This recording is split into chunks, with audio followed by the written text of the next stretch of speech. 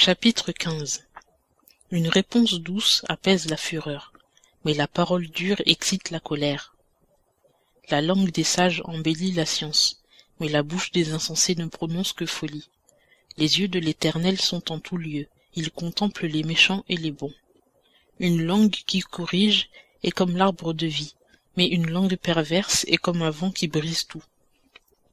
L'insensé méprise l'instruction de son père, mais celui qui prend garde à la réprimande deviendra prudent. Il y a grande abondance dans la maison du juste, mais il y a du trouble dans le revenu du méchant. Les lèvres des sages sèment la science, mais il n'en est pas ainsi du cœur des insensés. Le sacrifice des méchants est en abomination à l'Éternel, mais la requête des hommes droits lui est agréable. La voix du méchant est en abomination à l'Éternel, mais il aime celui qui s'adonne à la justice. Un châtiment sévère attend celui qui quitte le droit chemin, et celui qui est d'être repris mourra.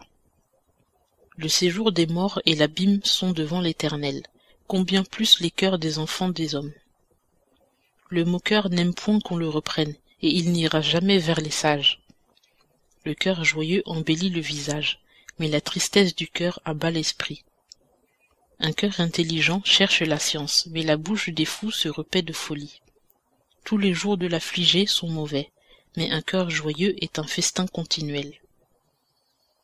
Peu avec la crainte de l'Éternel vaut mieux qu'un grand trésor avec lequel il y a du trouble. Mieux vaut un repas d'herbe où il y a de l'amitié qu'un festin de bœuf engraissé où il y a de la haine. L'homme violent excite les disputes, mais celui qui est lent à la colère apaise les querelles.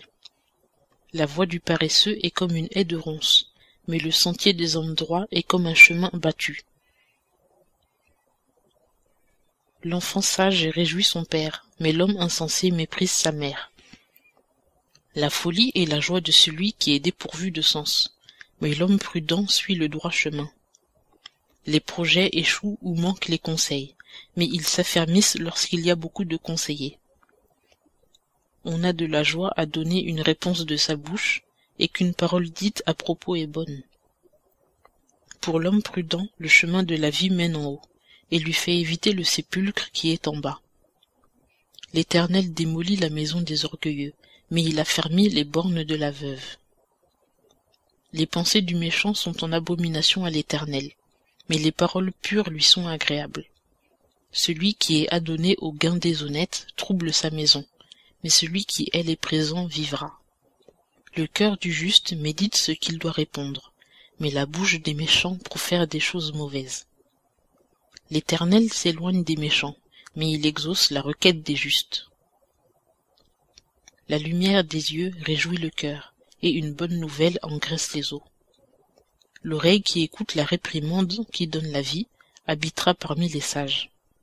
Celui qui rejette l'instruction méprise son âme, mais celui qui écoute la réprimande acquiert du sens. La crainte de l'Éternel enseigne la sagesse, et l'humilité va devant la gloire.